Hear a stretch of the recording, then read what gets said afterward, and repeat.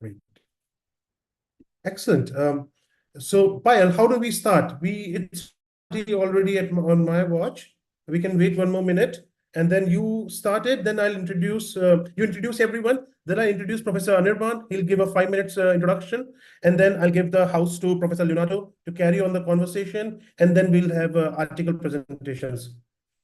How do you say, Professor Payal?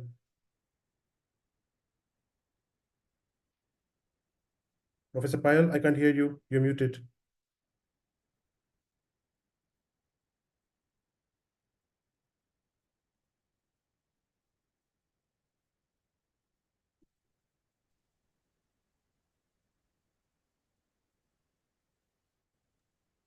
Okay. Professor Payal. Hello. Are we starting? Yes. You start the event, Professor Payal. Okay. Could I have the screen sharing rights, please? IT. Yes. Give me a minute. So welcome to everybody. We're just giving this another couple of minutes, and hopefully we'll be on the road.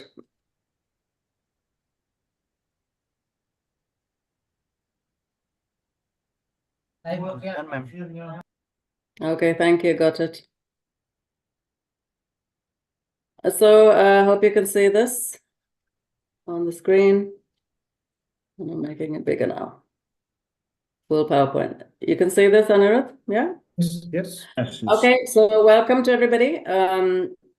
Very happy, about this book. First of all, I hope you like the book cover because we rejected several of them, and finally we felt this is what works, where this visual is showing the absolute integration of, humans with the world around us. Some of us don't seem to accept that yet, but that's the way it is, complete, integration and interdependence. I must thank, first of all, OP Jindal University for hosting this and encouraging so much research amongst Indian scholars. I would like to thank my co-editors, Anirudh Agarwal and Professor Leonardo Capriello. I hope I'm pronouncing it correctly, Leonardo.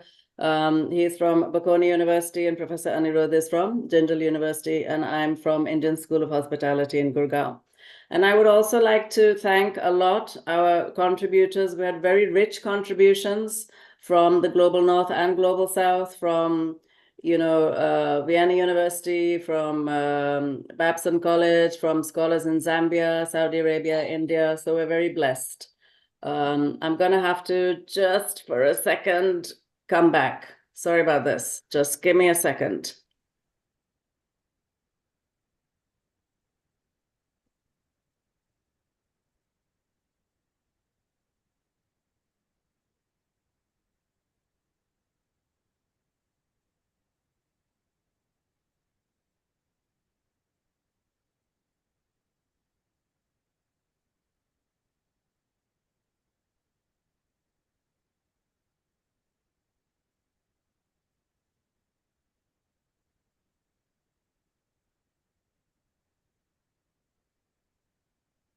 Okay, so sorry, apologies. So, once again, thanks to all the contributors from all around the world. Very, very rich chapters, as I said. So why are we even talking about this? Why are we talking about higher education institutions around the world and SDGs? Well, it's so completely interlinked to SDG 4 and 17. So as you can see on the screen, SDG 4 is about ensuring inclusive and equitable education for all, which is very intrinsic to what we do as professors. And 17 is about strengthening global partnerships. So it's whether HEIs are, collaborating with each other or public policy experts or with the government or NGOs around there. So, here are some things to think about, like we feel that HEIs can be very powerful drivers of sustainable development, because not only course content we can develop, to train the next leaders out there about the importance of SDGs and everything we do, but also to encourage critical thinking, problem-solving skills, also to encourage research on this topic, both by faculty and by students, and forge public policy ties, as I said, with the government and think tanks and public policy experts, And also practical things. I know a lot of universities around the world are doing this, actually rolling out sustainable practices like rainwater harvesting, solar panels, recycling, and whatever. And the final thing is developing social entrepreneurs among students as well, not just entrepreneurs. So Professor Anirudh and myself, we've done a book on this in 2018 on social entrepreneurship, in the case of India, a Springer book. So why are we also looking at the global north and global south? Well, because there are disparities. And, so we know that global north, for example, is the greatest emitter of greenhouse gases. And, so there is some kind of disparity and things are not terribly equal. So we do need to look at this. And a lot of the literature is, to do with the West. So we felt that we really needed to balance this in terms of the literature and look at the whole world, because it's about the whole world, right? And we are as integrated as the beads on my necklace, trust me. So we divided the book into two themes. One is about research from Global North and Global South. Here are the chapters that we have taken after double-blind peer review. How do higher education institutions manage biodiversity? Then there was a systematic literature review on this topic. And then the third chapter is about curriculum development in the North and South, where are the gaps? And then there was this initiative for integration of SDGs into tourism, very interesting topic. And finally, in this theme, we had, a chapter from Zambia, a country where I was born in, by the way, on the role of shared leadership in realizing SDGs with very interesting implications, further implications. So the second theme of the book is, as I said, rethinking curriculum. So I think gone are the days where you stand, and talk with a PPT at the back and just roll out facts and figures. Gone are those days. So, a lot of the professors, they talk about much more integrated curriculum, experiential, hands-on, project-based, critical thinking-based. And some, one chapter, the professors have spent 10 years in Vienna University, coming up with finalizing one particular curriculum. And the last chapter you can see is about team-based learning, so getting feedback from peers. So that, of course, directly is correlated with SDG 17. So these are the very rich chapters that we have in this book. I love this quotation from Albert Einstein. It's attributed to him. Education is what remains after one has forgotten what is learned at school. So, hopefully if we're able to imbibe, a value-driven, mission-driven, critical thinking, project-based, kind of skills learning amongst the students out there, then perhaps we've done our bit for the world. I must also thank Emerald, because Emerald are very closely involved with the SDGs in a big way. I'm very proud to be an Emerald ambassador. I must thank Kimberly Chadwick. She was the senior commissioning editor who believed in our book. And Vicky Williams, the CEO, and Tony Roche, the chief officer publishing. They've also been very encouraging, and that's the senior management. So I really must thank them as well. And that's basically it. I hope we've done our share of contributing as much as we can to the SDGs. At least we're putting it out there. We're bringing up controversies. And, it still seems to be that we're probably not going to meet the goal of the SDGs in 2030. So we really do need to speed up our critical thinking and our co-creation and co-learning with our students. Thank you, Anirudh. Great. I just want to point to one thing. So it's always good to have goals in front of us. And then, it helps everyone, whether it's global north, global south, rich, poor, to have a sustained effort towards the goal, to have conversations, teamwork that lead us one step towards the goal. So I think it's great. And obviously, it's always good to have goals that cannot be achieved, but aspirational. Maybe SDGs were designed to be aspirational, but it's great that we have, and we must continue to strive in that direction. And that's I think is great. I would before I request Professor Leonardo, I would request my colleague Anirban, simply because he had to leave for another meeting, and so I'm really I request Professor Anirban to please open the floor. Over to you, Professor Anirban. You're Thank you so much, Dr. Agarwal, and good evening, good afternoon, or good morning, everybody, wherever you are across the globe. So my name is Anirban, and I'm the Vice Dean of Research at Jindal Global Business School. Wonderful initiative of the book launch and the book discussion. I didn't go through the book. Dr. Agarwal never shared the book with me. Hopefully, he will soon. But I'm intrigued, and I myself am from the area of innovation and supply chain. And lately, I have been working with a couple of my colleagues, one in Jindal and one in Australia, on sustainable supply chain and circular economy and circular supply chain. So, in our case, it's SDG 12, but it intertwines, it weaves into, I think, the general concept of sustainability. So it's especially heartening to me. As Anirudh said, I have to leave for another meeting very soon, and I have a couple of deadlines that I need to take care of. But I would have loved to be in here. I would definitely go through the recording, and good luck, all the best. I wish wonderful success for the book, and I hope this book discussion becomes an amazing one.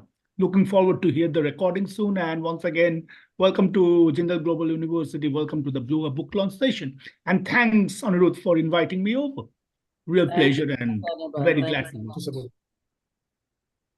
I just want to add, before we move forward, that everyone is most welcome at Jindal Global University. If you are in Delhi, you just have to send me an email. Absolutely. Absolutely. I totally veto that. Yes. Okay. Okay. Great. Good luck. Please, the floor is all yours, Anirudh. Thank you. I would request Professor Leonardo to open with the welcome remarks. But first, sir, please introduce yourself and then carry on with the conversation. Thank you. Sure. Yeah. So, well, this is great. This is the sense of community. Let me start from what you say. We're most welcome to join in this global setting, in this global community. This is lovely. So again, even from my side, good evening, afternoon, good morning, everyone. And yeah, my name is Leonardo Caporarello, and I'm the associate dean here at SLAP Bocconi for the online education. But more important, today I'm here because actually I have done this great project with my two co-editors first. So Payal and Anirudh, thank you so much for this. But actually, I just want to emphasize a thank you to each of you for have done, making this project basically happen. So this is very nice. It was a pretty much long journey, but extremely relevant, as we definitely know, and a very important one. So I just want to spend a couple of things. Actually, when I was thinking about this event now, and I was preparing now what to say in this initial slot, I had an initial statement or an initial, let's say, speech. But then something happened yesterday morning. I had a meeting, so I want just to change, let's say, a little bit the kind of message I'd like to share with you today. As the meeting, I had a meeting yesterday morning. I had a meeting with a group of executives, and we were talking about the top challenges from a managerial point of view. They are senior managers, actually, the group I was talking to, and so we're discussing what is really relevant today for you. And there was lots of things in the list. One was very important, top for every person, different industries, different level of seniority, even different culture they were representing. So it was a very heterogeneous group of people, so lovely. And what comes like a top number one is how to deal with uncertainty. And some of them were asking when this will be over. And now, maybe provocative or not. So the discussion was moving forward, become very nice. And I was saying, look, we just need to ask different questions, maybe how to deal properly with uncertainty. It's not just a matter of, okay, tell me when this will be over. So the question is, what are you doing within your companies, organizations, to prepare every single, let's say, organizational citizen to deal with this? This is never being over. And this is, if I may spend like the positive side of, it's like this is open like rooms for opportunities. And, this is also, there is a fascinating side of uncertainty. So it's not necessarily a negative kind of phenomenon, but we must be prepared. Otherwise, of course, this is bring us to negative side of. And so my question was for them, like, again, provoking a little bit, what we doing? So how you preparing? So what we do with your people, basically, and for yourself, actually, first, and then for the others. And then we have a very wonderful discussion. This was basically lending me, now going back also to the topic of this great book that we are talking about today. It's what about creating a real good climate and set of conditions so we can prosper and develop in a very sustainable way. So are we really doing this today? And it's not like in the next future. This is something that we should have already done, frankly speaking, as we all know perfectly. If we go back to 2015, where the 17 SDGs were presented by UN, it was already at the time, almost 10 years ago, it was already like an urgent call for action. And so we need to understand what urgency is, basically. So if it was urgent 10 years ago, almost 10 years ago now, what about today? This is even more relevant, even more important that we definitely try to do and translate this into action. So this is basically, I guess, and I'm also speaking maybe also on behalf of my colleagues, this is somehow the spirit, what we wanted to create and share with the community at large with this book. Try to see what's the role of higher education institution is. I mean, we're preparing really people and students, learners for the real next. They're jumping into the job market very shortly, in a very short term. So question is, are we really preparing them for taking and tackle with this kind of uncertainty or whatever the challenges would be at the global scale? We need to talk in a global scale. Again, this is also why we want to bridge the global north and global south. It's not something that we can talk by silos again.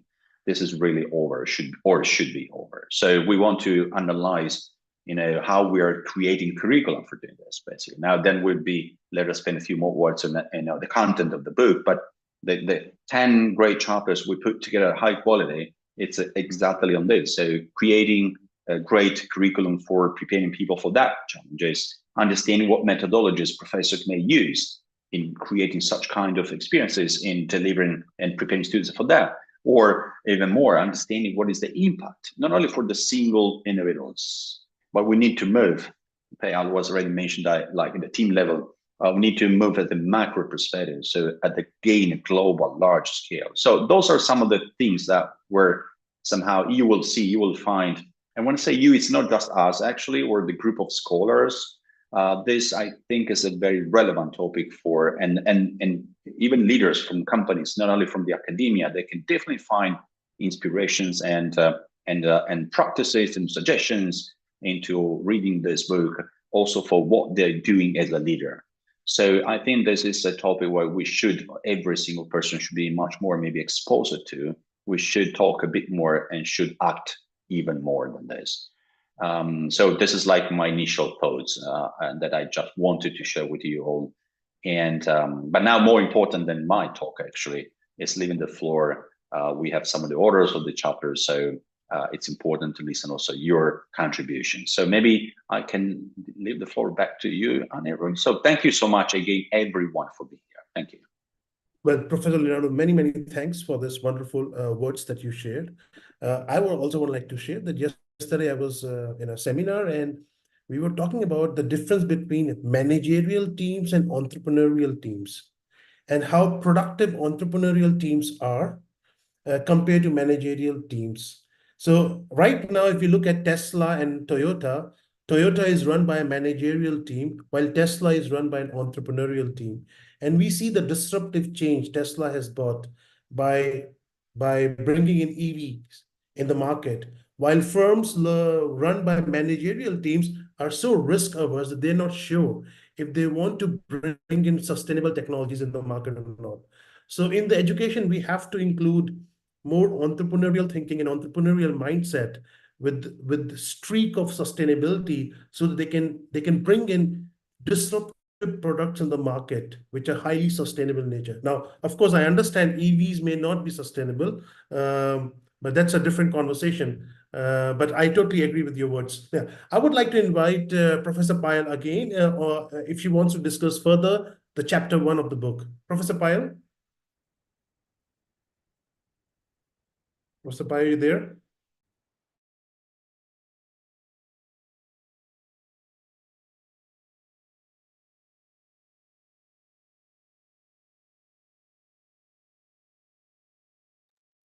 Anirudh, you have the mic off.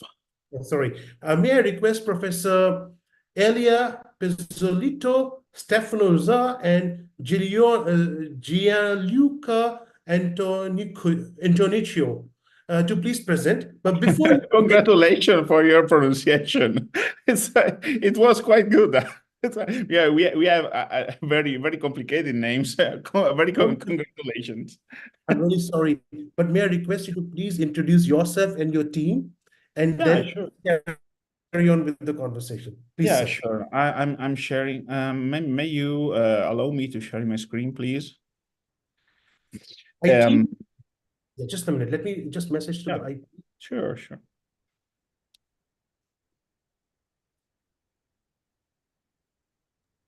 So Anirudh, just let you know that actually Professor Kumar is back. So just let you know. I mean, anytime you think she can go over chapter 1, feel free. Professor Payal, would you be, may I request, we're already in the flow. Professor Payal, I'll request you to present chapter 1 a bit later. I've requested Professor Elia to present the chapter 2. Okay, Professor Payal, is that okay with you? Fantastic. Yeah. Yeah. IT, can you please let the screen share? Yeah, that's great. Professor Okay. Elia, your screen is now. Please let me know if you see my screen. Okay, one moment, please. Okay. Do you see my screen? Yeah, sure. Fantastic. Well, good morning, or good afternoon, good evening, or good night. Depends on where you are. And it's a pleasure to present our work. I am Elia Pizzolitto, and I'm a postdoc researcher and a self-employed in the field of higher education. And my research topics are aligned with higher education. Then the co-authors of this work are Stefano Zà, who is an associate professor at Seni University, D'Annunzio Chieti Pescara, and Gianluca Antonucci, who is a researcher of nonprofit organizations. Our chapter was entitled Higher Education and Sustainable Development, a Literature Analysis and Conceptual Overview. Well, I wish to start with a very, very brief consideration about the introduction of our work, because given the limit, the fair limitation of the time that we have, I want to spend the time on our result. But we all know that sustainability and education are interconnected, because if there is someone who have to be aware of sustainability is the new generation of students. Students are the one who have the responsibility of their own future in this world. So if we can share with students the culture of sustainability, they will be able to ensure them a better world. And therefore, this is, I think, the reason of this book, and the reason of this chapter is to give an introduction of the situation in the context of the scientific literature. So we performed bibliometric research on the intersection between sustainable development and higher education. This is the methodology, and we used bibliometric analysis, cohort analysis, and thematic analysis. We apply this formula with all the needed truncations, and we employ some limitations because in the scientific environment there are many millions of contributions who deals with the intersection of higher education, sustainable development. Therefore, we apply the usual restriction in bibliometric analysis and systematic literature review. We limited our result to the articles published in English in the peer-reviewed journals, ABS 3, 4, and 4+, and then we go in depth in the content of the articles. And our final data set was 215 articles, and we homogenized by hand 752 keywords. To obtain this, I will go very, very briefly here on the we did some descriptive. So obviously, the journal with the most with a considerable number of contribution were the Higher Education Journal. Obviously, there is a quite increasing interest in the topic, like for all the talks now, but there is a quite increasing interest, and we also employ the analysis for developing this graph of the most using keywords, and an interesting thing is that the first 12 keywords are quite general, and then there is a China at the 13th place. That is quite an outsider. But I would like to go in depth in this part of the work that is the most important, that is the thematic analysis. We perform this graph with these four quadrants. And in the top right quadrant, the top right quadrant is devoted to the motor themes that are that have a high level of centrality and a high level of density. In this quadrant, there are therefore well-developed and highly connected topics. In the top left quadrant, there are isolated topics and niches with a low level of centrality and high level of density. Therefore, they are well-developed and specialized or peripheral. In the bottom left quadrant, there are the emerging and declining topic with a low level of centrality and density. Therefore, they can be still developed but not central, or developed but declining. And finally, in the bottom right quadrant, the bottom right quadrant is devoted to the transversal, general, and basic themes with high level of centrality and low level of density. So they are topics that are not well developed, but highly interconnected. And obviously, we did an in-depth analysis of the article contents. And for the motor themes, the summary we did underscores the critical role of integrating work-based learning and education policies into sustainable development and higher education to build knowledge networks and develop essential competencies. It argues for the collaboration between higher education institution and industry to incorporate sustainable development into educational programs.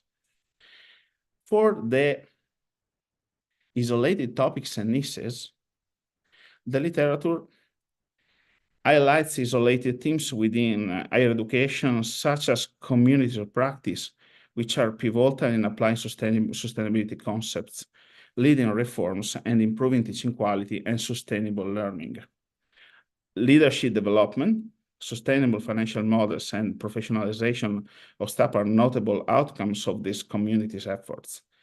Another key theme is knowledge transfer and autonomy, emphasizing social processes and stable networks for sustainable knowledge exchange with intercultural teaching collaboration and scientific training playing crucial roles. Excessive autonomy in the mentorship of junior and senior scientists may impact short-term performance negatively, but benefits long-term outcomes. Sustainability reporting and indicators stress the importance of integrating sustainability education into curricula and the role of community of practice and knowledge sharing. The phenomenon of studentification, such as spatial restructuring by student influx into non-traditional areas, underlines the need for regulation to prevent imbalances and promote sustainable urban development. Emerging and declining themes. For these themes, the discussion on tertiary education within the dataset highlights a shift with earlier research celebrating the rise in the quality of Hong Kong's higher education system until 1990s. In contrast, university-industry collaboration emerges as a significant theme, recognized for its potential to enhance student interest in scientific subjects and drive innovation. Building sustainable partnerships between university and industries is complex but essential for fostering open innovation, integrating open science, and engaging students in internship and research. This collaboration can contribute to the development of sustainable business model and allow for meaningful integration of industry input into curriculum development. This is something that connect all our discourse, scientific discourse. This is the point because we, as a manager, as a teacher who train future managers, we have to take in consideration that the future of firms, of sustainable firms, depends also from our contribution. And finally, we have the most relevant transversal, generic, and basic themes that are obviously connected to sustainable development and sustainable development goals. The literature addresses sustainable development within higher education system, emphasizing the significance of higher education institutions in disseminating sustainability values. Despite the multidisciplinary nature of sustainable development and its subjective approaches, higher education institutions are pivotal in discussing and sharing new values related to sustainability. There is a noted discrepancy between the number of sustainability initiatives and the formal policy of strategic promoting sustainable development integration in higher education, suggesting a bottom-down approach to integrating sustainability. However, there are challenges including isomorphic pressures, inconsistent curriculum inclusion, and the coexistence with neoliberal ideologies, complicating the application of sustainable policies and academic plans. And in particular, this is my own opinion, this is a very, very important problem. This is a critical problem. The discourse extends to sustainable development goals, particularly focusing on inclusive and equitable education and promoting peaceful society, highlighting the role of teaching, research, governance, and leadership. Yet critics argue that the implementation of SDGs may overlook higher education in low-income countries and lack coherence among study programs, posing barriers to achieving a sustainable higher education system globally. So thank you so much for your attention, dear colleagues. Thank you so much for this honor.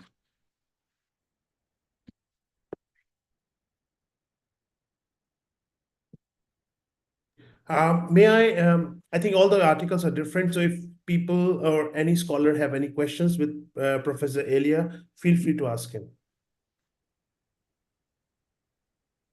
Any questions? Can I ask, Professor and your team, were there, from your results of the systematic literature review, was there anything that was completely unexpected for you as a team of researchers? Well, this is a findings that you were not expecting. And this is a very interesting question. But totally unexpected, I can say no. Because well, something that it was quite unexpected was the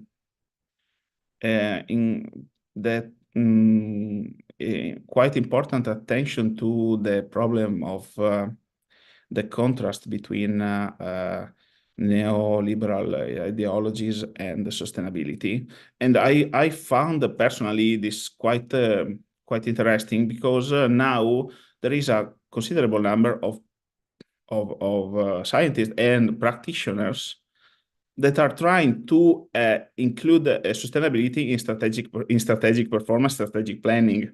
Therefore, we are trying to there is this dualism between someone who says that it is impossible to be sustainable and profitable, and someone who is a practitioner who say no, okay, we can be a B Corp and we can be profitable. So it was quite interesting, this concentration of attention.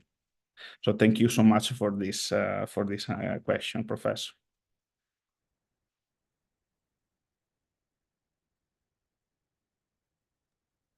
Great, great.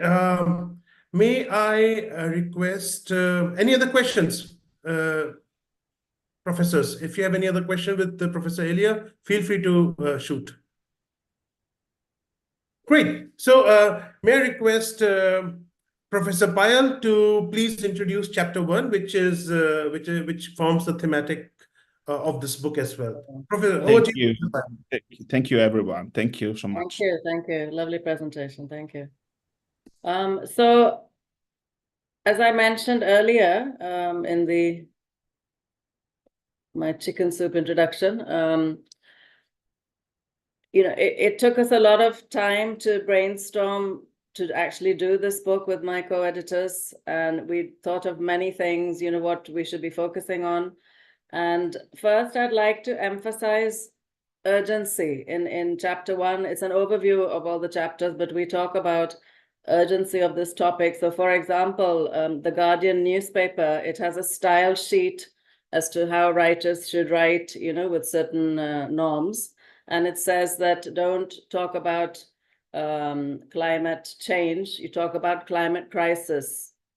So that's just one example. Secondly, we know that the younger generation, a lot of activism has come about all over the world, where the younger generation, like Greta Thunberg, are very appropriately and pointedly asking, what are you going to leave behind for us in terms of the planet? So, I mean, there's no denying that this is a very, very important topic, and there's no denying that a lot of conversations and research has been done about this. But, how far is it getting us to where we want to be? As I said, the SDG goal of 2020 is looking rather unlikely, but as Anirudh pointed out, obviously you need goalposts, right? So, so we knew this is a very critical topic to take up, and while we were stitching our thoughts together, at that time, India had assumed the G20 presidentship for the first time in December 2022. And our Indian External Affairs Minister, S. Jaishankar, he said that India is aspiring to be the voice of the underrepresented global South. And I think that we initiated, bringing in Africa as well into the larger global conversations. So you can't obviously have just one part of the world talking about their concerns and not the rest of the world. How does that make any sense? So we did our literature review and we found, quite a lot of gaps. But what we wanted to focus on, as I have said already, are two major themes, which is a global North-South narrative comparison and also pedagogy and teaching methodologies. So when we go to the North-South contributions, we were looking at the macro level societal contributions and looking at how are HEIs in the global and North and South, are they doing things differently? How are they progressing? What are the outcomes? What are the drivers? Are there any intra-country and inter-country examples of collaborative work between HEIs and think tanks? These are the kind of questions that arose when we were putting the book together. What are some of the leadership interventions at the institutional level, including strategic plans? So far in this area of the macro level societal contributions, we found that literature had focused on HEIs, but like as individual entities. So single university projects about energy efficiency, sustainability, literacy of students, rather than looking at a wider, global level of how can we interrelate and, do things together and learn from each other also, right? So therefore, we decided to look at this macro level examination of shared leadership and global partnerships at the macro level, and also comparing and contrasting narratives from around the world. So for that, we went into the chapters that we received. We received, by the way, many chapters and peer review, some were rejected. So I think we really got the best chapters over here. So this is what we came up with in terms of exploring many things between global North, global South, or just simply looking in at the global South, like the Zambia story. So this was very powerful kind of chapters that we received. Now so that was the macro level societal contribution, but obviously we're faculty, we also wanted to look very closely at pedagogy and sustainability. So here, a lot of literature has already shown that, it's best to encourage interdisciplinary, problem-based approach, value-based learning. But again, the questions that we were asking amongst us is there a combination, kind of an ideal combination of formal and informal learning that could contribute to meaningful, sustainable competencies in students? What is the role of technology in developing competencies? That's very important because technology is everywhere. It's omnipotent and omnipresent. And do different generations of learners require different educational methodologies in order to build up these competencies? Again, we are teaching people of different ages. At one time I'm teaching undergraduates, at other time postgraduates, at other time managers in executive coaching, C-suite leaders. So, you can't obviously teach everybody with the same way. Depending on the wealth of life experience they have, you do need to perhaps look at different pedagogies. And hence we looked at the theme of rethinking curriculum. And as I said, some very, very good chapters over here. Skill integration, building sustainability leadership. So it's not like just, it's more like inspirational leadership. So rethinking curriculum design from what we already have. Experiential learning. So the learning is, so for example, one university, they gave a 9-month project to the students where they were co-learners. The faculty and the students did this together. They were co-learners. It was hands-on. It had to lead to some good sustainability outcome. So it leads to a lot of creativity, a lot of room to think, because there's like very little boundaries. And Professor Leonardo was talking about, managing a nebulous environment. We seem to be in a perpetual nebulous environment for whatever reason. It could be recession in a country or post-COVID or, something else might be down the line. We don't know. And the other one is peer feedback, so team-based learning. Of course, that's very important, especially when you're training or coaching executive level leaders who have a wealth of experience. So what I personally do when I'm doing L&D kind of training is I do teach a few conceptual things, but then, about my 4th and 5th slide is about, okay, so let's look at these questions and then divide them into groups. And then there's so much peer learning that comes out of that, wealth of experience, and then bring them back to talk about whatever the group has actually learned together for the benefit of everybody. So, in a nutshell, that's pretty much what our first chapter is about. And we also rethinking curriculum, and as I've mentioned, we end by thanking Emerald Publishing, not just because they published our book, but it was our publisher of choice because they were one of the first signatories of the UN SDGs Publishing Compact in October 2020. So they look very closely at, a lot of things. They look at all sorts of research which can, look at far-reaching research, SDG dedicated projects, and they look at the things. They have 4 interdisciplinary goals, which they say is fairer society, healthier lives, responsible management, and quality education for all. So you can see that they look at interdisciplinary mission-led research. So I think that really has to be appreciated. There are a lot of publishers out there, but this one I feel is especially value driven. So, I think that needs to be mentioned. I'm not saying any other publisher wouldn't take up our project because I think it is a very powerful edited book that we've put together. But I think it aligns with Emerald's vision and mission, so it's a good fit in that sense. I think that's about what I have, Anirudh. Great. I hope great. you're not expecting me to talk for an hour or something. Bore everybody to death. I just want to share an experience. So I'm teaching undergrad and MBA students, and there is a chasm of difference between the two. The undergrad students, they just want to party. They say, why are we here in this classroom? Why is he shouting at me? That's the attitude of the undergrad. And the postgrad, the MBA students, they're all focused. And they want to get into the job market. They're stressed. They're more focused.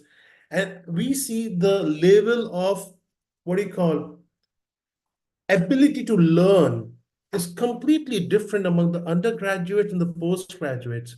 And so I sort of get disillusioned at times that should we be teaching these complex courses to the undergrad student and maybe just let them be free because they are hardly focused. But that's just my experience. Now, I would like to invite the third author. I just need to figure out my PowerPoint just switched off. I think the answer to that, one of the answers, Anirudh, would be, more hands-on projects where they're asked to, you're going to be marked on a 6-month project where you go into society, maybe work with an NGO on sustainability issues, much more hands-on. I feel that works with undergraduates, with obviously learning objectives at the end of it. And I also feel it works if you put them into groups with randomly selected groups. I don't know what other faculty feel about this. There's a lot of protests in the beginning.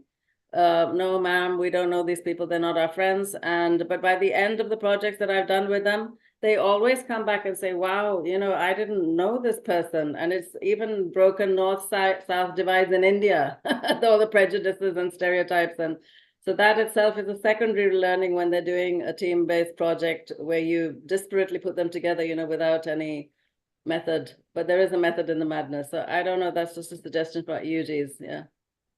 Thank you, and I totally agree with you, ma'am.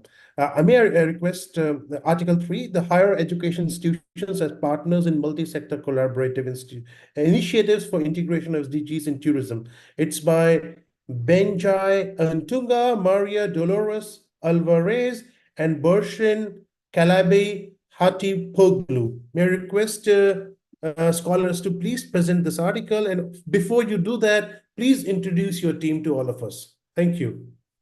Okay, thank you. I can share my screen. Can I share my screen, please? Let me request IT. IT, can you please let Give Professor give Marius- a minute. Yeah, give a minute. Thank you. Yes, Professor Marius, enabled now. You can see. Okay. So can you see it? Yes. So, yes, thank you for inviting us to this event and for your leadership in putting together this book. We were very happy to collaborate in this initiative. And I'm here to present our chapter on behalf of my co-authors, Bengi Ertuna and Burçin Kalabay Hatipoglu. Burçin is actually here. Unfortunately, Bengi was unable to join us. So we are moving, our chapter is based on looking at higher education institutions and how do they engage with other stakeholders in collaborative initiatives that are focused on integrating the CDGs in tourism. So our starting point for the chapter was looking at the situation where there is potential for the higher education institutions to take on a leading role in achieving transformation, in enabling more sustainable societies. But we believe that this leadership transformative role is as yet, this potential is not fully fulfilled. So we wanted to describe what is being done at the moment, what are the higher education institutions doing in terms of projects, multi-stakeholder collaborative projects. And we wanted to describe their actions, their leadership roles, their impact and outcomes that they achieve through these projects. And we tried to do so by proposing a conceptual model to to describe this situation and to obtain greater insights into this topic. So, of course, the Sustainable Development Goals and the calls for action have resonated in tourism as well. The implementation of Sustainable Development Goals in tourism, however, has many challenges, and some of these challenges are related to the complex nature of tourism. So, tourism is a product that is produced by multiple partners. So each one is producing one aspect of it, which means that any collaboration, any partnership requires multiple stakeholders. At the same time, tourism is a sector where solutions are transversal, so they are a lot of decision-making and aspects of the tourism product are outside of the tourism sector, actually. And at the same time, when we think about the way that Sustainable Development Goals when they are implemented in tourism, we can see that there are some barriers, but those barriers are different across geographical areas. So we also need to think about and to look at context-specific solutions. So with this in mind, we believe that the higher education institutions have the potential for leading the way and helping achieve a new vision for a more sustainable tourism. So we focused on we proposed a conceptual model that was derived from the literature and which we used to examine the actions of these higher education institutions. So our conceptual model is actually based on 3 different dimensions. On the one hand, the actions, okay, so what are the actions that the higher education institutions are taking in these multi-stakeholder collaborative projects? So what type of partnerships are they forming? What is the commitment that they are providing? So in terms of, for example, human capital, financial resources or physical resources, etc. And what type of role they are taking in these collaborative partnerships. The second part of our conceptual model is about examining the systemic change that is achieved from those actions. And we operationalize this systemic change mainly by looking at the way in which the CDGs are integrated in tourism. And the last part is about the impact that is achieved through these initiatives and who this impact, is it benefiting the higher education institution itself or other stakeholders or the society at large.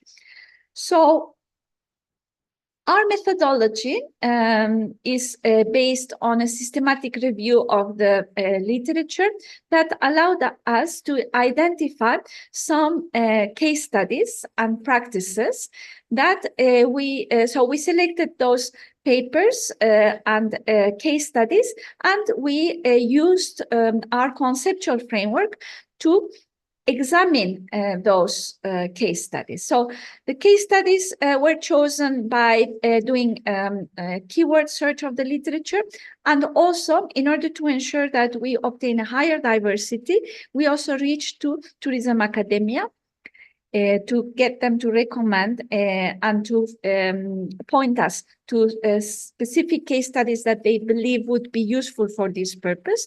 So in the end, by going through this process, we selected 12 case studies that describe how higher education institutions are involved in tourism projects and that are aiming at implementing the CDGs in tourism. So these 12 case studies are from Western Europe, the Asia Pacific region, and the Americas, and they also represent a wide variety in terms of the types of tourism that are covered and the focus of the initiative. Okay, so for example, waste management initiatives or energy conservation initiatives, etc. We can see here some of the findings that we obtained. So we, for example, determined that mainly the higher education institutions are partnering with business, government, and the community that are in the immediate environment. We also saw that they are committing especially human capital and time to these partnerships. And we also see that they are taking on mainly a role of scientific advisor and communicators in these projects. We also see that they are taking action in terms of co-designing research and co-creating initiatives for sustainability. In terms of the systemic change, we see that most of the initiatives are focusing on CDGs 17, 12, and 11. So they are mainly focusing on partnerships, on consumption of tourism, and on sustainable citizen communities. And we can also see that as part of the systemic change, the higher education institutions are able to establish linkages between the research and practice, and they are also enabling this change through norm generation, interpretation, and sense making. In terms of the impact, we can see that the outcomes are directed both at the institution itself, and at the same time, these impacts are also directed to other stakeholders, mainly in the immediate proximity of the institution, in terms of creating knowledge and helping design products and services for these stakeholders. And we also see in a limited amount of cases some contributions to the broader society in terms of environmental, cultural, and historical aspects. So just to summarize some of the conclusions, I mean, we don't have time to go into detail about all of the findings in our research, but we believe that with our study, we are able to document the diversity of collaboration patterns that these higher education institutions are undergoing. We also, as I mentioned, we also see that these institutions are mainly partnering with other institutions in their immediate environment. On the other hand, we don't really see a lot of collaborations where higher education institutions are collaborating with other higher education institutions. So this is an area for development. And especially, I think that in this area, cross-border collaborations would be useful. And we also don't see a lot of collaborations that bridge the gap between urban and rural environments. We also see that when the higher education institutions provide a higher level of commitments, the benefits are derived not only for themselves, but also for all the other stakeholders. So a higher level of benefits are seen in these cases. We also start to observe the fact that other roles are emerging for higher educational institutions. So we see the emerging role of translator, where these institutions are able to look at the values of the community and serve a role of translating this into the initiatives and to the implementations of the Sustainable Development Goals, as well as a role of inventors, where these institutions are able to generate ideas as well. We also see that higher education institutions are able to support other stakeholders. And as I mentioned before, a lot of that support is through consultation, norm generation, and helping with interpretation and sense making. we also see that most of the outcomes are most of the positive outcomes that are derived from these initiatives are usually beneficial to the community. And benefits to the larger, broader society are actually scarcer. So this is actually an area where there is a need for more initiatives that target larger perspectives and that are able to have a larger impact in the society as a whole. In terms of the outcomes as well, we can see that a lot of the benefits are also derived by the higher education institutions themselves, and mainly they are able to get benefits in terms of developing their education and research. And also they see benefits in the sense that they are able to better support their own communities. And when students are involved, there are some of the projects where we see an active involvement of the students. When the students are involved in these projects, this is also very beneficial because then these learning experiences can be translated into the curriculum and tourism education. So this also creates an important benefit. We believe that with this research, we have provided a contribution in terms of proposing a conceptual model that has allowed us to examine the ways into which higher education institutions are engaging with other stakeholders in initiatives to integrate the Sustainable Development Goals in tourism. And of course, this model needs to be developed and can be used in the future. Especially, it would be important to have more qualitative studies that allows us to get deeper insights into the dynamics of the role that these institutions undertake and the mechanisms that they are used in order to lead this transformation. And we also saw in our the case studies that we analyzed that there is the importance of localized solutions. So there is an important focus on providing solutions that are specifically for the context specific. But at the same time, there is the need for larger scale and higher impact contributions. So this is an area where there is an urgent need for initiatives that in which these higher education institutions can be involved for initiatives that take a larger scale and provide a higher impact into also impact to the broader society as well. So this is all that I wanted to explain, and thank you. Thank you for to the editors as well for their leadership in the book, and I will be very happy to answer any questions. So let me stop sharing. Yeah, Professor Maria, I have one question. Can you please introduce yourself and your team? Sorry. Okay. So yes.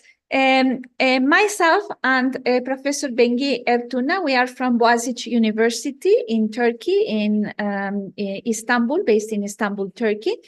And Professor Burçin Hatipoğlu, she was also part of our department in the past, and she's now at the University of South Wales, of New South Wales.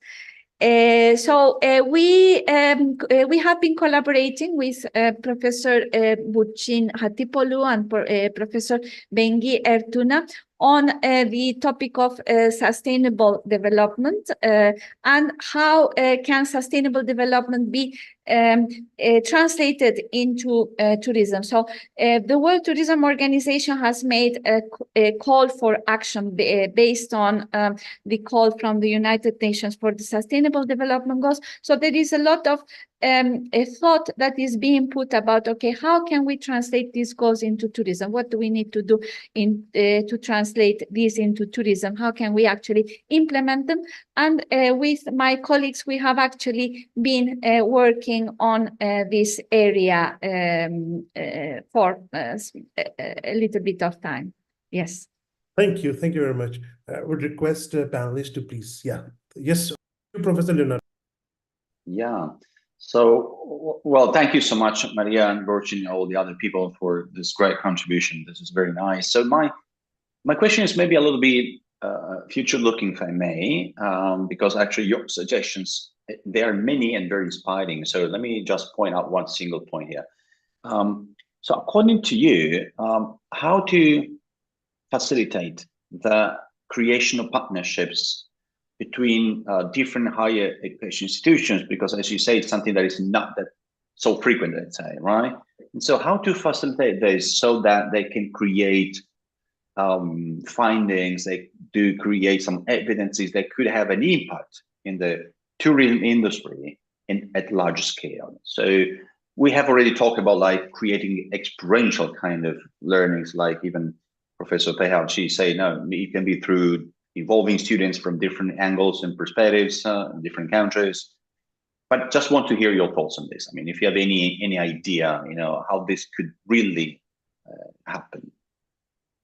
So I think that a lot of initiatives, I mean, that are funded, for example, at the international level, sometimes, I mean, higher education institutions, when they participate in these initiatives, they are very territorial, and they really are not, they are scared to collaborate with other institutions because they believe maybe that they are going to be have a lower visibility, or that they are not going to be able to have such a higher level of control into these projects. So maybe this type of initiatives and financing can maybe insist on having collaborations and making sure that so what are some of the partners, what are their know-how, and how can they contribute, and maybe create platforms where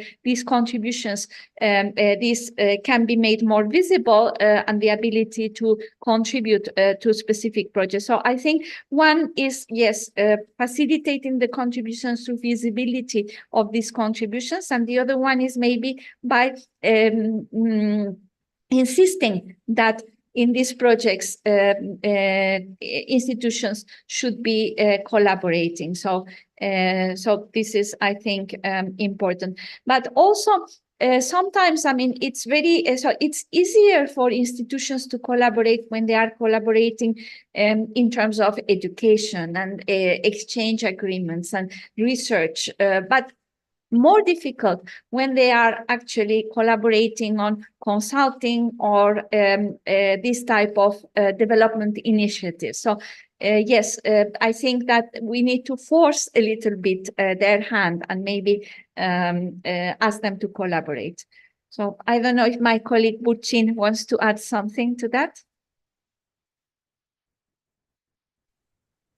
I mean, at our university back in Turkey, because we are more like an urban university, we were giving a lot of importance to getting together with the universities in rural areas, because we were working on sustainable development, which meant that we were visiting those rural areas, and we needed, and we didn't want to impose our ideas and knowledge on them, but we wanted to blend what they know with what we can bring into that area. So that our approach was on coming together with those colleagues, putting our ideas together and blending these urban universities with rural area universities. But of course, there are many limitations on us, particularly in terms of time and resources in doing all of these projects, because these kinds of projects are not our primary objective, and we all know about this. For us, the primary objective is, in classroom teaching, and with the rest of the time that we have, if we are dedicated scholars, we will engage in such collaborations. But the academics have to be really dedicated in such purposes as well. Thank you so much. Yeah, makes a lot of sense. Thank you. So if I could, I mean, it's a comment, not a question, but I like that urban-rural divide and, the finding that you had that, think global but act local. I mean, that seems to make sense. So you mentioned a lot of future areas for research. So, I mean, that kind of gives me the impression that you may be working on something as exciting. Is there anything that you're working on that you'd like to share? Actually, finding these case studies wasn't so straightforward. As Maria said, we had to contact some of the tourism academics to find these case studies. And we see that actually many of us, even if we are involved in such projects, we do not publish about them. Maybe it's not much rewarded as part of our tenure system or for other reasons. It was really interesting to find that many of us are not, it's not only in tourism, but in other areas as well. So we started actually interviewing some of these academics and higher education institutions on their projects. So it is a bigger project, but we are going rather slow. But we are planning, at least we planned to make this into a bigger project in itself.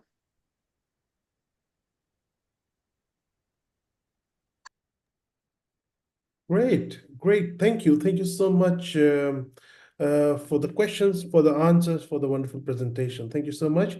May I request the authors of the Article 4 to present the Article 4, the role of shared leadership in realizing SDGs, an exploration of intra-country collaborative work between HEIs and public policy groups in Zambia.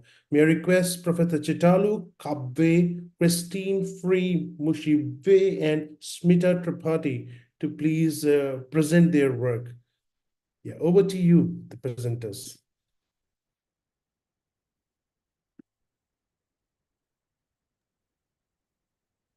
Thank you, Anirudh. Could I have be able to share the screen? Yeah. IT, can I request you to please? I think Samita Tripathi, I think, right now? Yes, thank you. Dhanyavad. Professor Smita, please introduce yourself and your team. Yes, it is very fortunate, Anirudh, that all three of us are here. I'm not sure whether Christine is able to join us, but Dr. Chitalu is there from Georgia. I'm here. So it's 7 o'clock in the morning for her. Christine is there. And we are all together here. So it has been a very good collaboration across 3 continents for us. Good. And I think our driving passion was that we were so keen about the topic that despite time, differences in time zones and all kinds of academic, professional, teaching, social life, intervening, health issues, we managed to get this done. So we are really thankful to you and Payal and your editors for giving us this opportunity and inviting us to present our paper. So I'm just going to share the thing and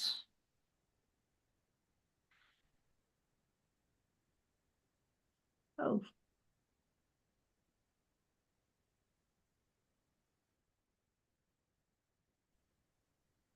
I can only see a black screen.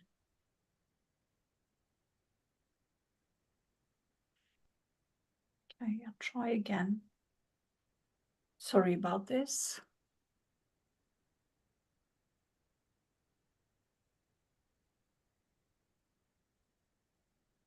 So can you all see the screen?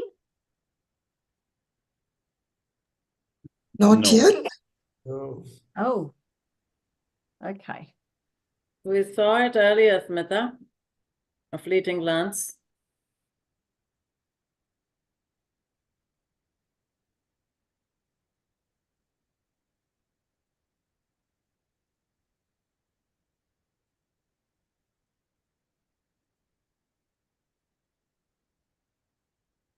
So Smita, you go to the share screen that you did before, okay, and then go to a PowerPoint and see what happens. So you do the share screen, complete screen, share the complete screen. So you must be having something called complete screen, and then you open your PowerPoint, should be fine.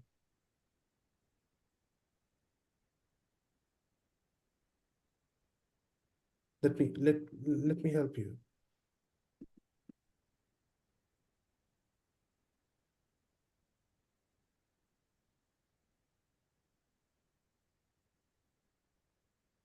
So yeah, yeah, Professor Smita, can you hear me? Yeah, you're muted. So go to share screen, click on it, and yeah, on the now open your PowerPoint.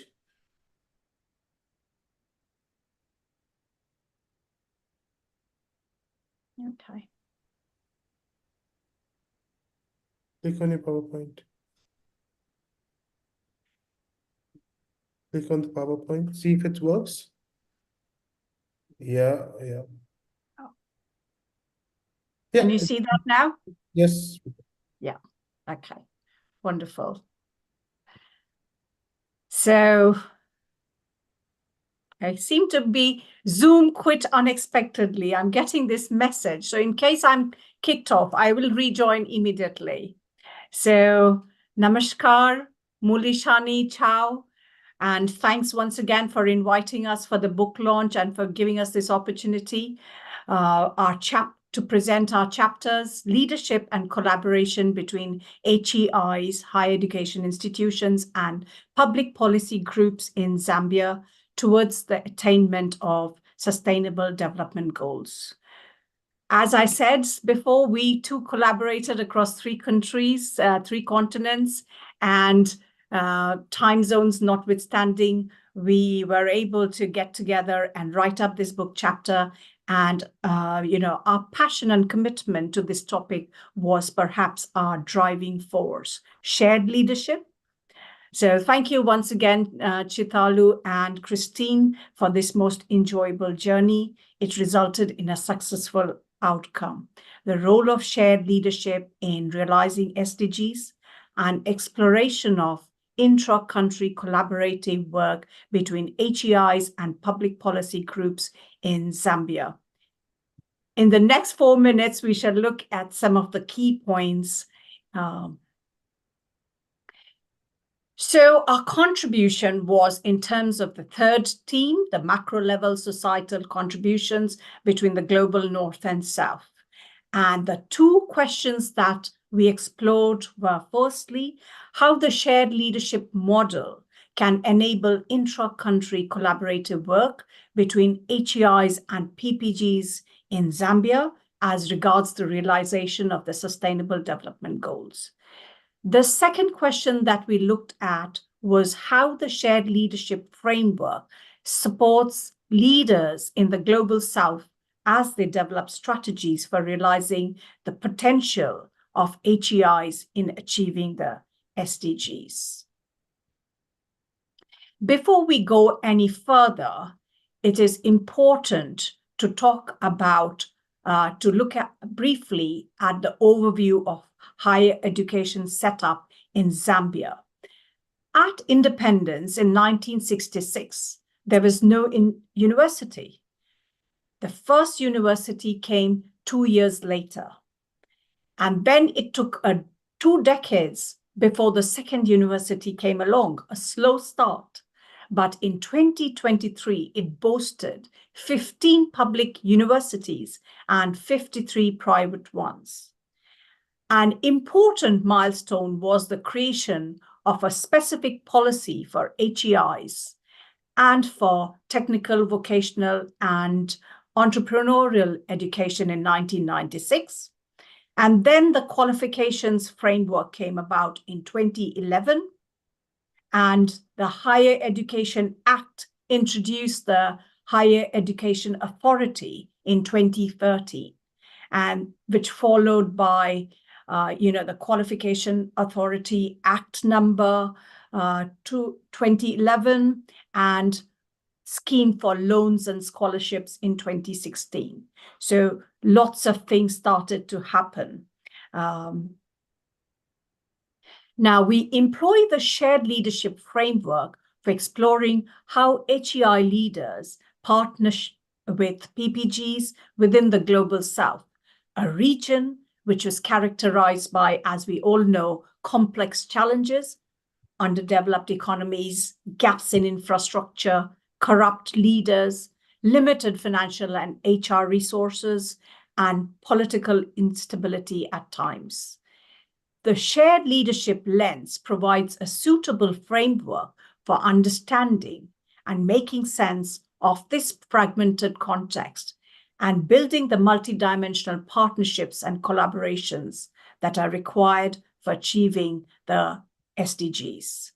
It offers a broader alternative perspective for effective leadership working by reconfiguring it away from a heroic, leader-centric, individual-level phenomena to a much more dynamic, relational, group-level phenomena. The four facets of the framework are the shared collaborative context and understanding of this shared context, the relational leadership processes, the navigation of the challenges through leadership practices, and the enabling of shared sense-making through the narratives, the stories, the cultural nuances. We extracted the evidence from partnership of how these collaborations worked at diverse levels in the ground level reality, and despite being fragmented and sporadic, they have the potential for working in collaboration towards the achievement of SDGs. That was our finding.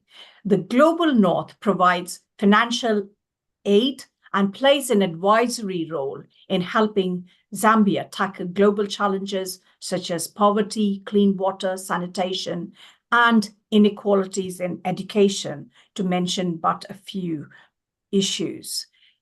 HEI academic leaders are well versed in demonstrating their leaderful actions as they craft the curriculum, which fits their needs and requirements. The higher education policy aims not only to develop academic competence, but also well-rounded citizens who can contribute to the social, economic, and environmental sustainability within across borders. The intermediaries between HEIs and PPGs, such as the Minister of Higher Education, the Higher Education Authority, the ZQA CDC, and the legislature, also have crucial leadership roles to play in practice.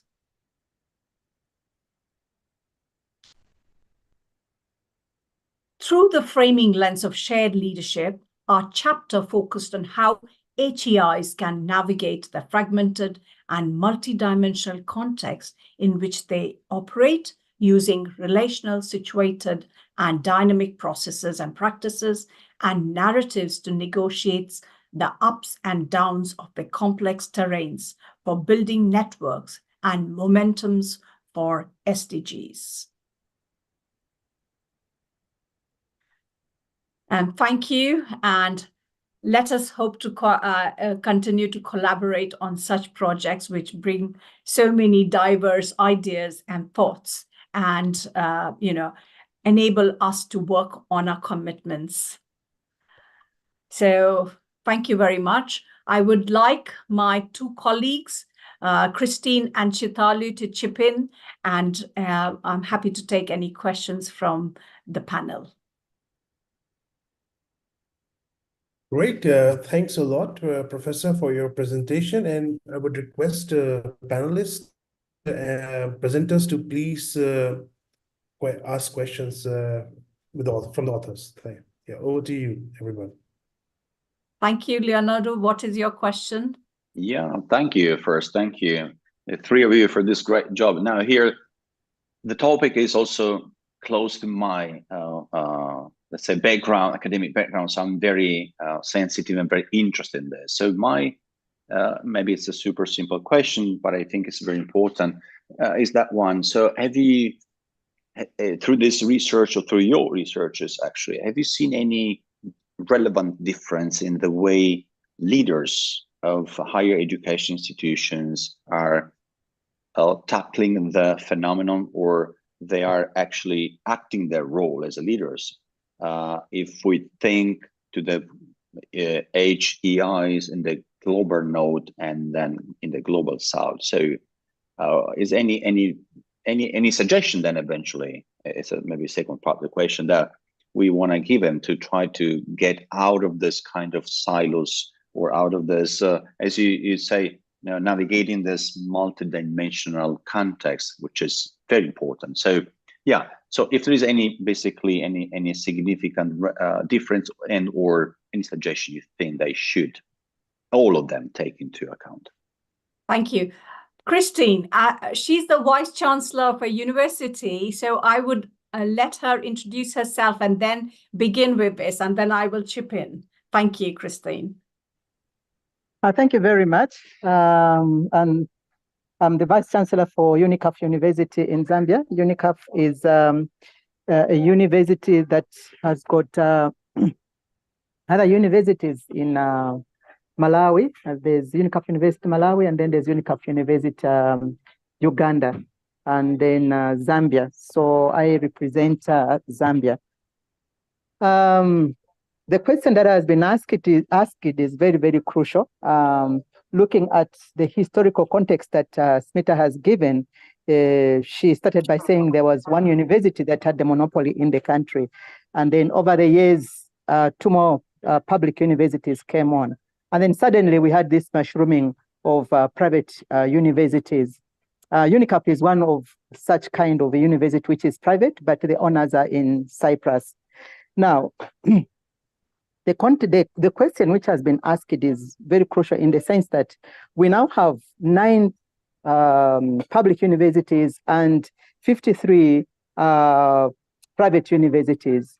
The issue of leadership is very crucial. And I think us learning from our friends from the South is very important in the sense that at the moment, what is bringing together these universities, especially the private institutions, is the Association for the Private Universities. And then the Higher Education Authority, which is a quality assurance board, is the one that is as much as possible trying to ensure that what is going on in the private universities is also going on in the public universities. And unfortunately, because of the period within which the public universities existed with a monopoly, the public universities tend to look down on what is going on in the private universities. And unfortunately, the majority of the Zambians now are found in the private universities, because we're only talking about 9 public universities against 53 private universities. So now in the private sector, we have got more students than in the public sector.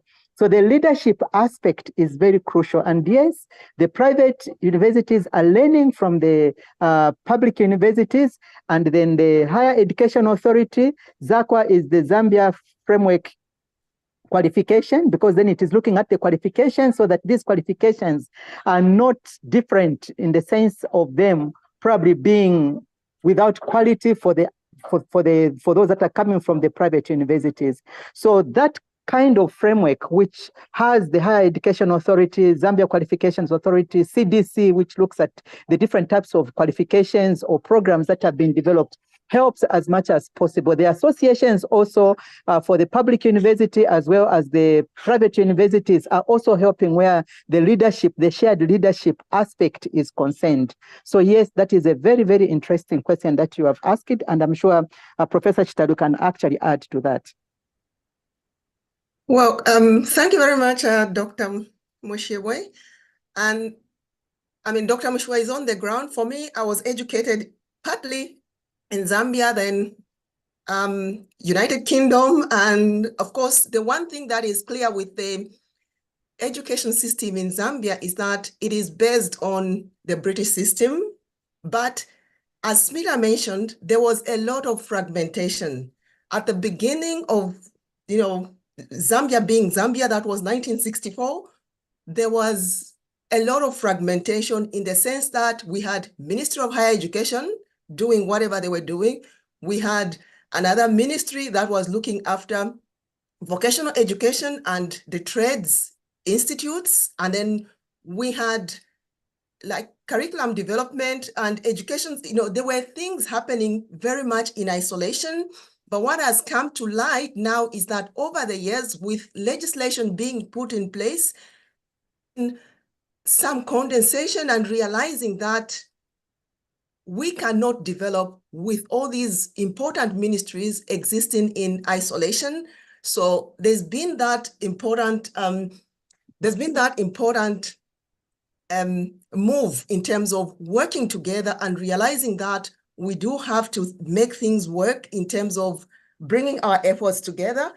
So, of course, laws or acts of, educating and helping our country move forward towards sustainability are passed by politicians. And that, of course, even though it is an enabler, at the other hand, it could also be a challenge in the sense that when you bring in politicians, their understanding of what you are trying to do from the education sector sometimes can, bring some ties in there. And so that presents, well, an opportunity and a challenge at the same time, if you understand what I mean, because politicians, of course, have their own agenda, whereas the educators also do have their own agenda. But of course, there are synergies in there, which of course, we are trying to work towards, which has been seen even in the establishment of Higher Education Authority, which never existed at the time of independence. We have seen the Zambia qualifications coming in,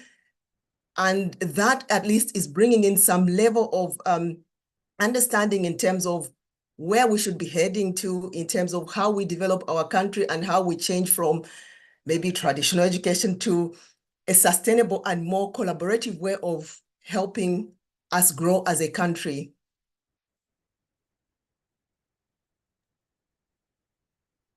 I end there. Yeah. So this is brilliant. Yeah, this is absolutely relevant what you were highlighting. I mean, both of you. So, and I really hope that we can get very soon out of this kind of isolation stage, because this is definitely not helpful for any kind of growth. So we should really go out of, and as you were saying at the very beginning, it was nice, Professor Smita said that you represent a great collaboration cross country, cross time zone, cross anything. This is simply wonderful. So yeah. And I think so I would just like to end with what Payal has been saying, the need for urgency.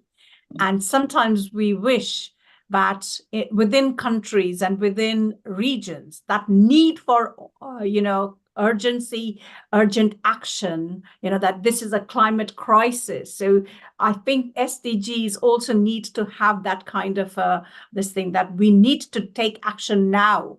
I mean, already we have been quite late in doing things. And so that need for urgency is something that we all wish to see in countries and regions across the world. And somehow, breaking out of those silo mentality, which, when I moved from India to the UK, I thought, in a developed country, we would see less of these silos.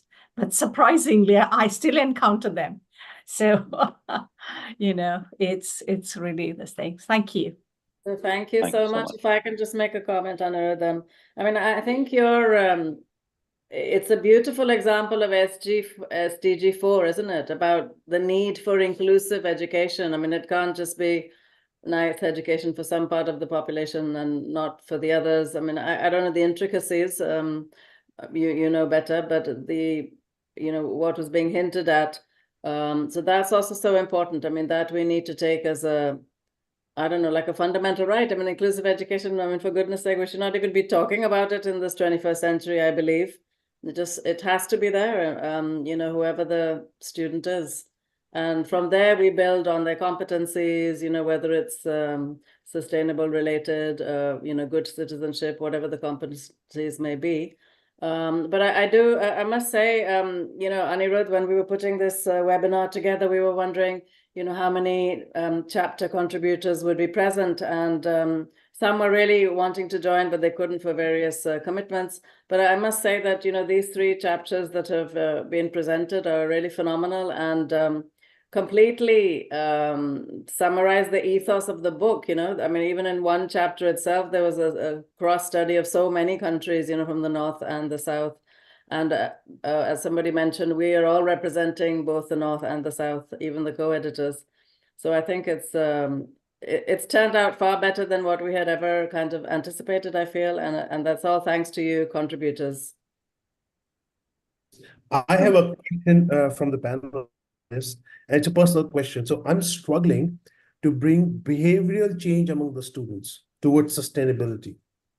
So as I said before, like I have struggling a lot with the undergrad students, you know, and they come from very rich families, and I just don't know how to change their behavior. While the MBA students are good, it's sort of easy to mold them. They understand the complexities of life. They have fair bit of understanding of what's going on.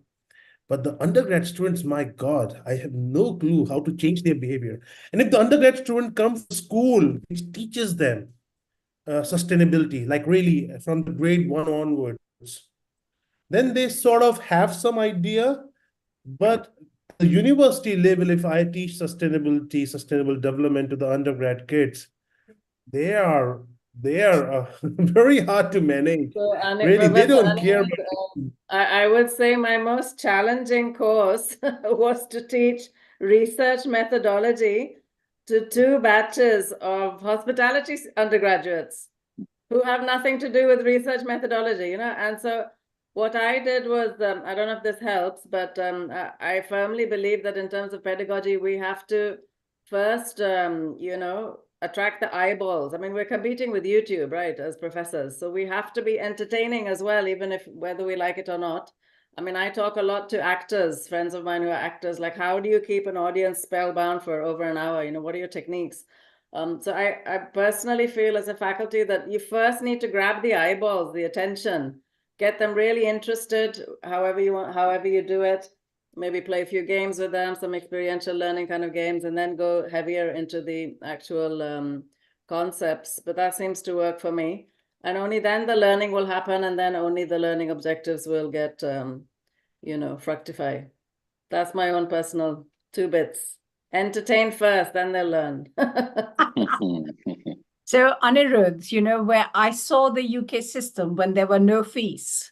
And then we thought, okay, now the fees have come in. Individual undergraduate students will know that they're paying, you know, huge amounts of money, and they would be very keen.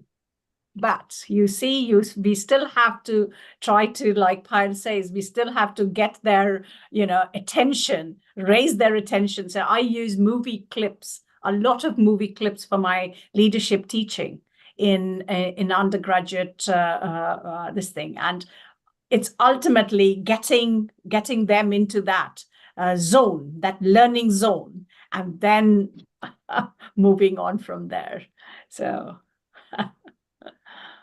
it seems that there is like a paved and unpaved road, and there is lots of work to do. But I think that, you know, we should give our contribution. We have to act, as all of us. I think we have said we need to act. We need to act really now. So we try to act with this contribution, with this discussion, and lots of things are into our plan. And one my takeaway, if I may, very in 30 seconds, is that actually putting together many thoughts and many, let's say, insights from your great presentations.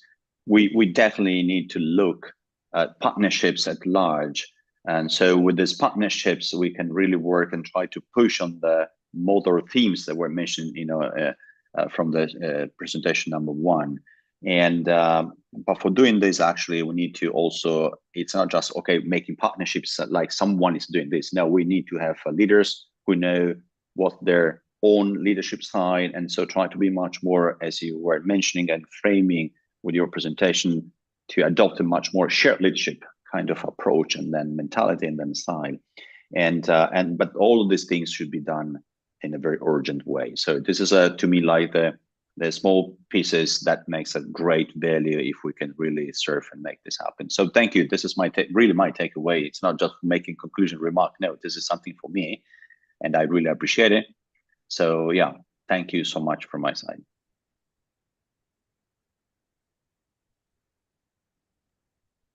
Thank you very much. May I request concluding remarks from both Professor Leonardo and Professor Payal, then we end the session.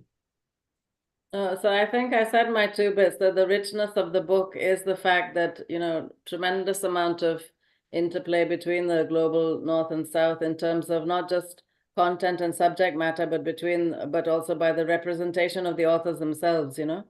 So the sense making and the localization and the contextualization can really only happen with somebody who's on the ground in a particular part of the world. I feel about that very strongly.